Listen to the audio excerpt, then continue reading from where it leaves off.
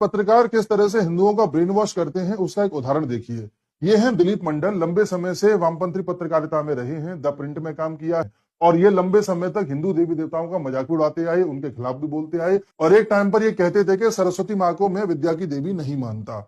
हाल फिलहाल में ट्वीट करके इन्होंने कन्फेशन किया कि भाई 2020 के आसपास मैंने जानबूझ करके एक काल्पनिक कैरेक्टर गढ़ा था जिसका नाम था फातिमा शेख और ये बताया था कि भारत की पहली मुस्लिम लेडी थी जो टीचर थी और इन्होंने ज्योतिराव फुले, सावित्रीबाई फुले के साथ मिलकर के काम किया था और समाज सेवा में बहुत योगदान दिया था।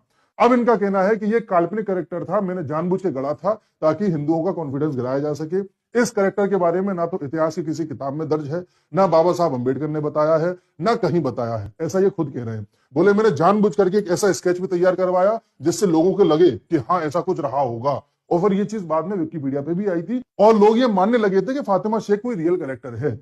साथियों, केवल ये एक चीज नहीं है, न जाने ऐसी कितनी चीजें हैं जो काल्पनिक तौर पर इस देश में तैयार की गई हैं जिससे हिंदुओं को नीचा दिखाया जा सके। जैसे जातिवाद, हमारे यहाँ वर्ण व्यवस्था थी लेकिन जातिवाद लाया गया। जैसे साउथ इंडिया में ब्रेस्ट टैक्स के बारे में आपने सुना होगा, कुछ फोटो दिखा करके बताया जाता था कि लोगों से टैक्स लिया जाता था क्योंकि ऊपर के कपड़े नहीं पहनते थे वो, जबकि ये सच्चाई नहीं थी, ये भी एक प्रोपेगेंडा था। ऐसे ही केरल के बारे में बताया जाता है कि भाई वामपंथी जब से वहां पे आए हैं लिटरेसी रेट 100% हो गई है, जबकि आप इतिहास उठा करके देखेंगे तो केरल, गुजरात, बॉम्बे जैसे स्टेट्स आजादी से पहले ही बहुत ज्यादा लिटरेट थे, लेकिन ये वामपंथी कभी नहीं बताएंगे। आप कभी भी अपनी संस्कृति की बात करेंगे, अपने मंदिर बनाने की बात करेंगे तो वामपंथी लोग आपको ऐसे तर्क देंगे कि इससे अच्छा तो एक अस्पताल बना लो, इससे अच्छा तो एक स्कूल बना लो, अरे तुम्हारा धर्म तो ऑर्थोडॉक्स है, इस तरह की बातें करी जाती हैं। और हाँ, कभी भी रामायण और महाभारत की चर्चा होती है तो बोला जाता है हिंदू माइथोलॉजी।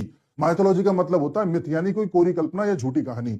माइथोलॉजी जैसा एक झूठा शब्द केवल हिंदू इतिहास के साथ ही जोड़ा जाता है। कभी आपने नहीं सुना होगा क्रिश्चियन माइथोलॉजी, कभी आपने नहीं सुना होगा इस्लामिक माइथोलॉजी। ये सिर्फ हिंदू माइथोलॉजी शब्द यूज किया जाता है ताकि हमको और आपको ये लगे कि भाई हमारी रामायण महाभारत तो काल्पनिक थी।